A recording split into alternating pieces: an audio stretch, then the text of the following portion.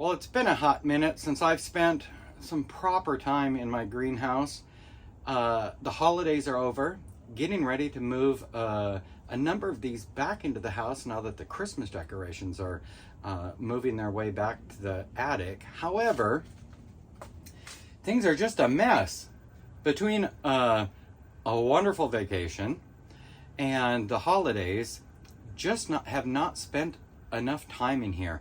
Done some watering, dealt with a few things, but my propagation corner has a lot going on. Now, in the past, I've always used a prop box, if you will, whether that be a takeout container, Tupperware, anything I can come around.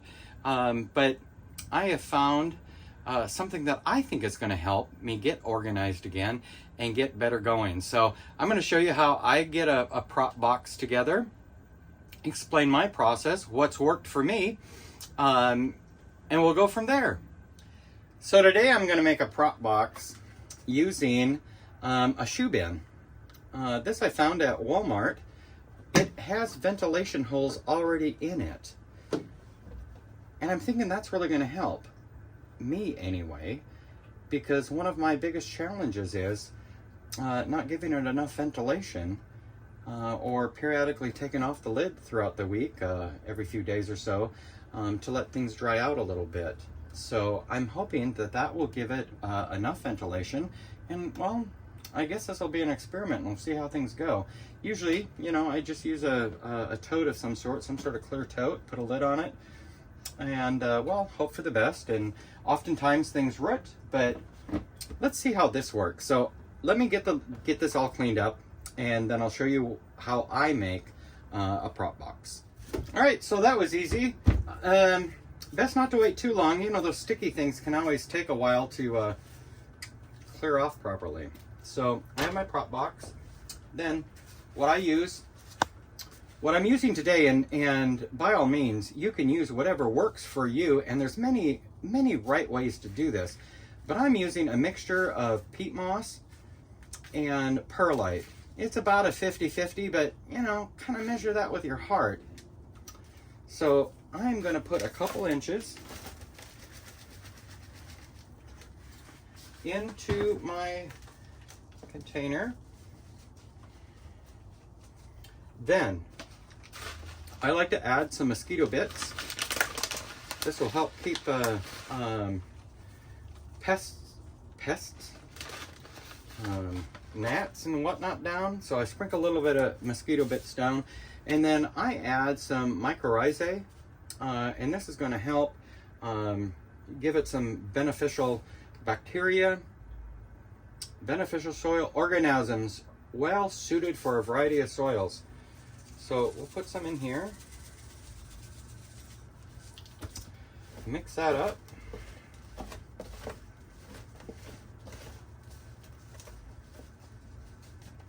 You know, I feel like that needs to be a little bit more.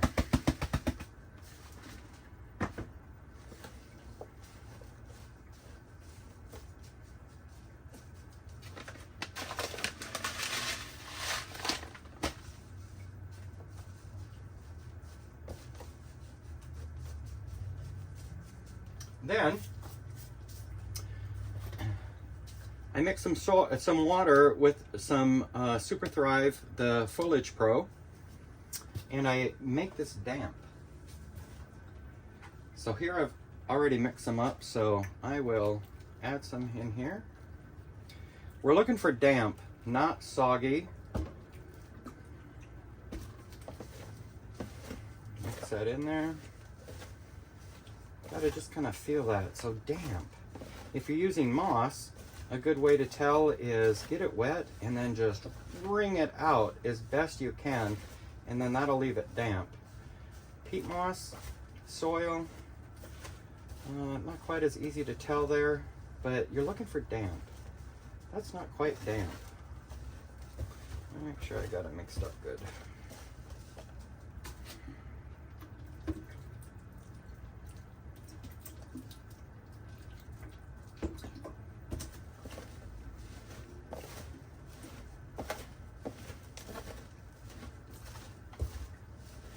Right.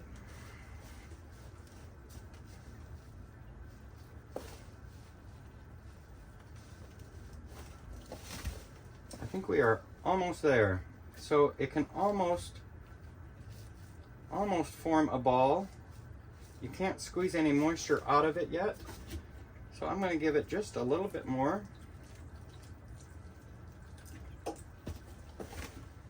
Because again, we want the whole medium to be damp.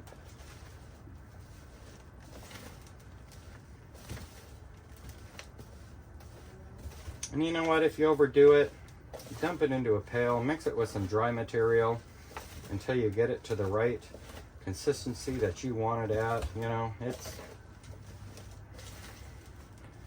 all a game. Okay, see, so now that'll form, it comes together, but it's not so wet that I can wring anything out of it. So we're damp.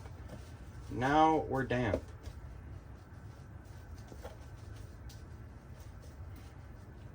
All right, so, and that's it. So now I'm going to put some cuttings in it, put the lid on it, give it some light, stick it in the corner, and watch the magic happen.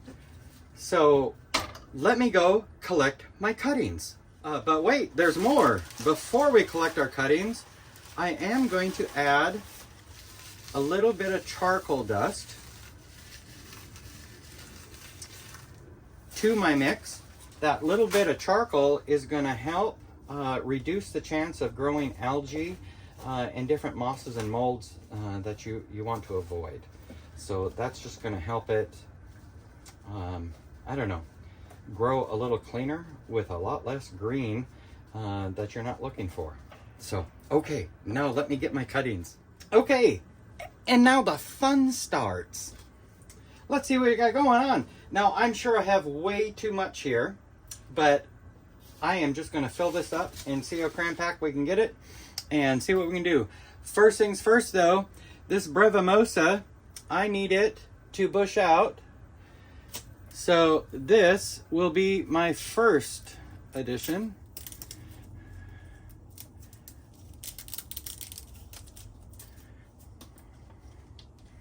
And I use a little bit of rooting hormone. And I'm hoping that now this will help encourage it to bush out here. Maybe we'll get some other things growing here. If nothing else, we'll have another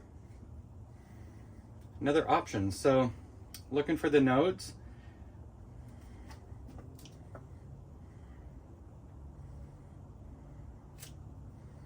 And just for kicks, this one,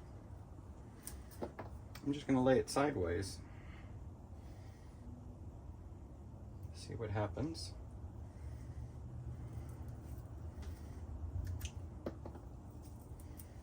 Take off that leaf. And so at this point, you're welcome to fast forward through to see what happens.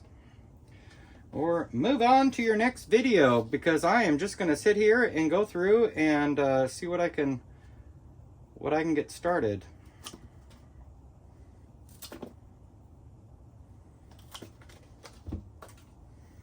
Taking that leaf off, I should have cut that differently. But you know what? We're just going to lay that one in sideways too. See what happens.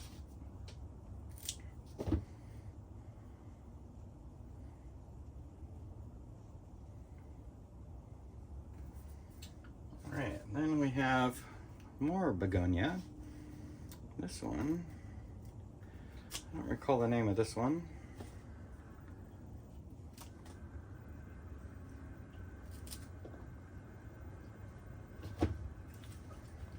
As I cover up my rooting hormone, we'll just see what we can do here.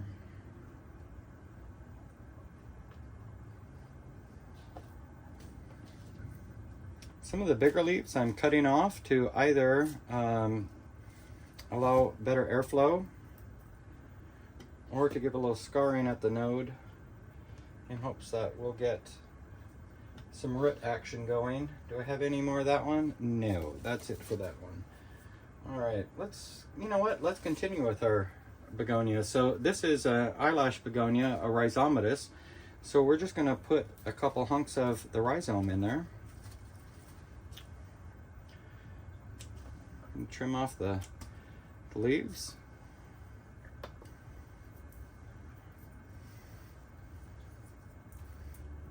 Gonna scar that up a little bit. Is that needed? Who knows? Did I do it? I sure did. And we're just gonna stick that in there.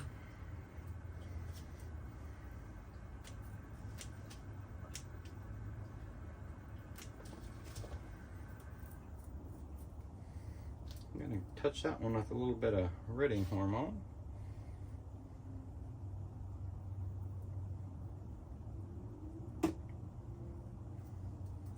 And another rhizomatous beefsteak.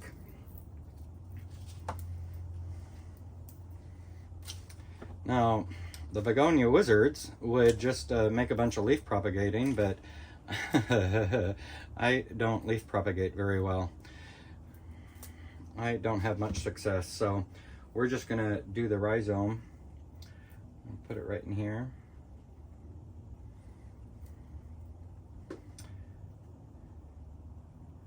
Join me each week as I go through all my begonias, and we will check on this from time to time. Okay, did I have, oh, I have another begonia, Manos. Begonia Manos. This was in water, and it hasn't done anything for me yet. So I am going to try it in soil or in my prop box. Again, with all of these, I'm looking for a node. And I'm using a little ridding hormone. Let's see what happens there. Okay, next. Ooh, I have a spider plant. Let's see what happens there.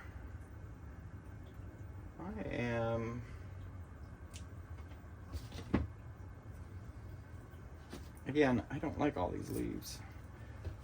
Give it enough so we can remember what it is.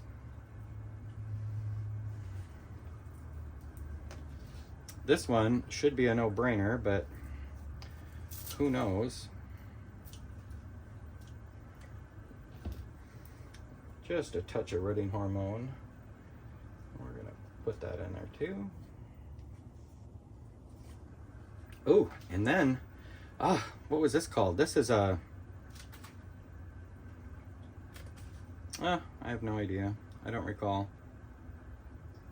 It is Epicia cupreata pink panther. Yeah, let's go with that. Again, a little ridding hormone.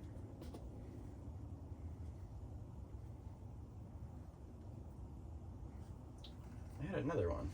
Oh, I had a couple of them. These things are supposed to be really super easy to propagate. I've yet to actually propagate any, but they're supposedly pretty easy.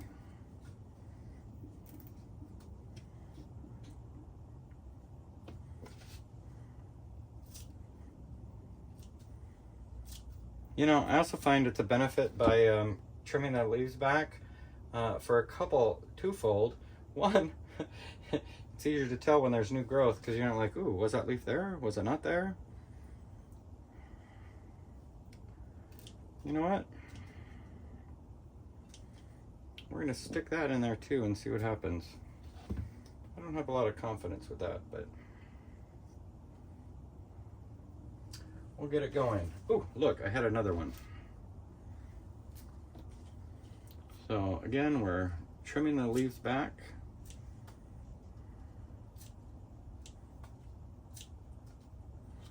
This bottom one we're gonna rip off, and we're gonna rip this one off here because that is the node where I hope the roots will come from so we can have some happiness. I'm just gonna stick that in there. Okay. And then Transcendia Nanook. These things will propagate if you look at them hard enough. If you wish it, they will propagate.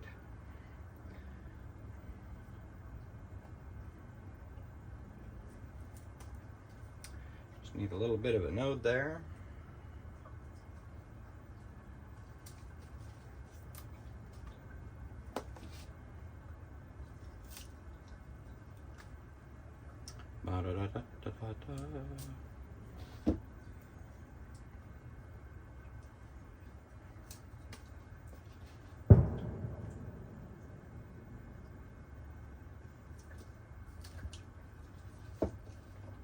And we're propagating. Well, I guess we're not actually propagating until we see some roots and some life. Currently, you could just say we're putting plant cuttings in soil. The fun thing, though, is to see what works and what doesn't work.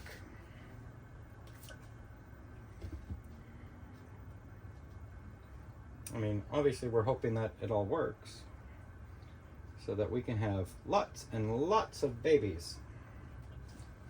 Oh, I forgot, I had more begonia. This is begonia smooch. I have some of these grown out in the yard, and I propagated one. But now I'm afraid that, you know, I'm at that point of the year where I'm paranoid that I won't actually get, even though they're supposed to be cold hardy, I'm paranoid that it won't come back. So what better reason than now to propagate? Let's see what happens. And then the fun thing is will I remember what I propagated where? Will I be able to see it and go, oh yeah, that's a whatever? As I just kind of ramble on for your benefit. All right. Okay, what else can we do here? All right, then we have some Monstera Peru. Now this, again, we're looking at these nodes here, so I'm going to cut this one right here. And I'm just going to lay that in there. See what happens. This other one.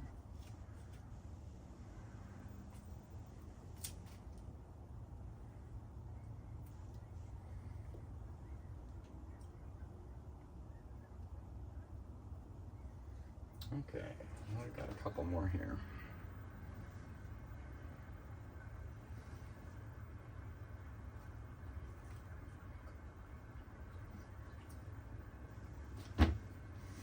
And we have one more. You can also use a dibble if you'd like. Well, this one we're gonna put a little rooting hormone in it. We're gonna use a dibble to help make that hole.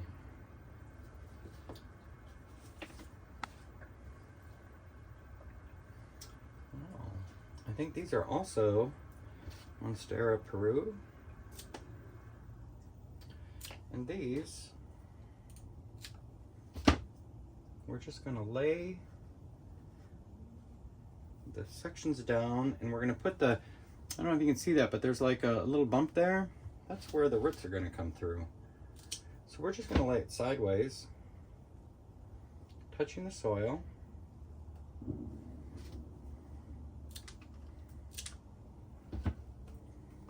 And see how many we get out of this. Did I have another one? No. Oh, yes. Oh my gosh, look at that. We got a big one. Well, here's a fun one. I'm just going to set it down like this and see if we can see what the result of that will be. So, just going to push it in the soil. And then I have, oh, what is this? Micans. Philodendron micans. So again, we're going to take that node. Oh, look, I have random stuff in here. Take that node.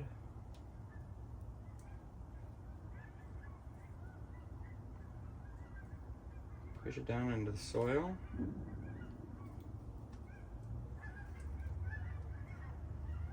This one we're going to push down a little further into the soil. And I have another one here. See, this was getting soft. These are just in water, so I'm going to cut that bad part off. So we've got a node. Give it a little rooting hormone. Stick it in there. And we will see what happens. A lot of it's just, we will see what happens. Here is a variegated Monstera I can't pronounce it. Look at that nice little white root right there.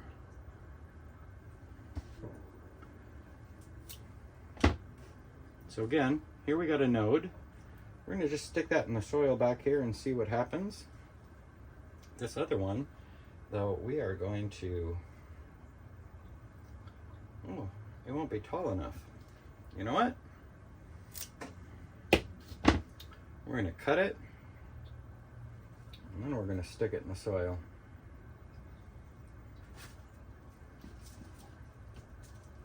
All right, this Monstera esculenta, this has been sitting in the water for a while, hasn't done much. So we're going to cut this thing up. And hopefully those are, I don't know what the heck a growth point is, but hopefully there will be, those nodes will produce some roots. Oh, look at that. But wait, there's more Monstera Peru. There, we'll just put that right.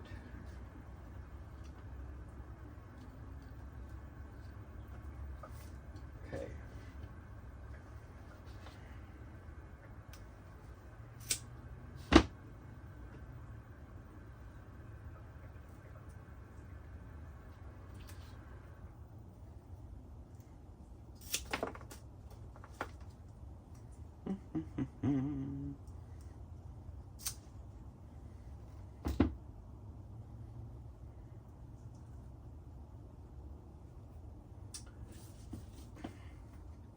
Then we have some Syngoniums. This is a Syngonium Pink Splash. I'm gonna trim that up a little bit.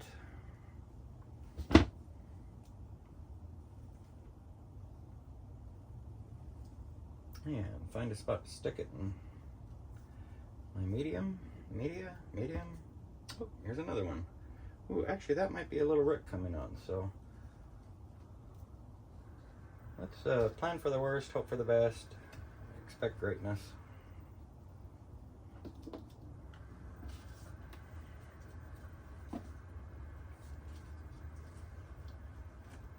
Looks like we had a whole little army of these suckers. So we'll just put our whole little army in here. What else we got here? Oh, we have a lipstick plant. Let's just find somewhere to stick that.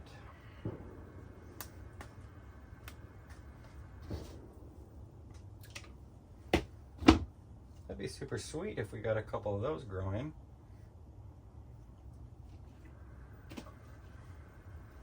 You know, and who knows what's going to happen here. Maybe it'll grow, maybe it won't grow. But my guess is that I can grow well enough that some of this is going to grow. And by the time I check on it again, we're going to have a whole bunch of stuff to be looking at. This is a vining peperomia. Peperomia. This thing is super easy. This was given to me in as a water. It was in water and it had been rooted.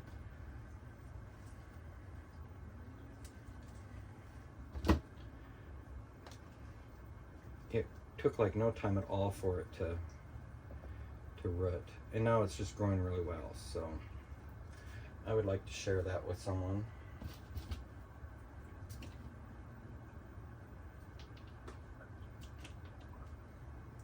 Burp, burp, burp.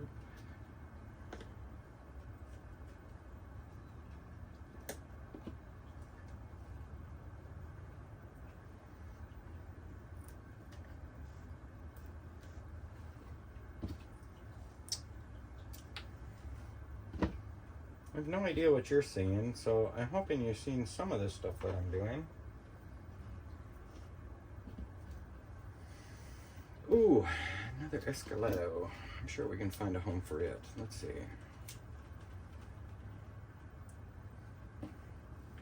Looks like we got some rot going on down there, but there's a node right here, so let's see what happens there. We'll just stick that one in the corner here.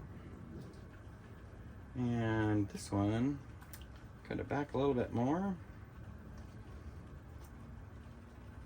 And let's put that one right here. Okay. Let's cut this one back. Cut that one back. Should be able to put the lid on it now. Let's check it out. Aha, there we are.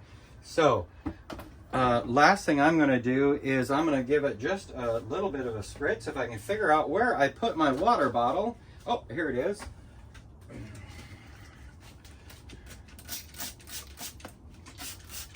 Some of these areas I'm going to try to avoid. I'm not going to get too much on my begonias, or at least not on their leaves.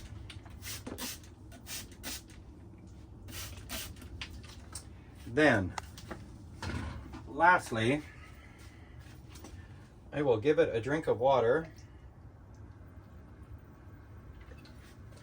And what I'm looking for is I'm looking to be careful that I don't get too much at the bottom, because I don't have a drainage layer. But I do want a little bit of water in there, and I'm just going around the edge so as not to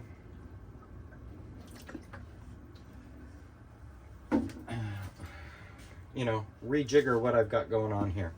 So there we have it, my prop box. I will update on my weekly begonia, the Confessions of a Begonia Addict, Tales of Obsession, my series. I will take a peek into this each week so you can see how things are going, and hopefully here in a month or two this thing will just be bursting with life, or it'll all be dead, but that's not the hope. All right, here we are, a much better corner.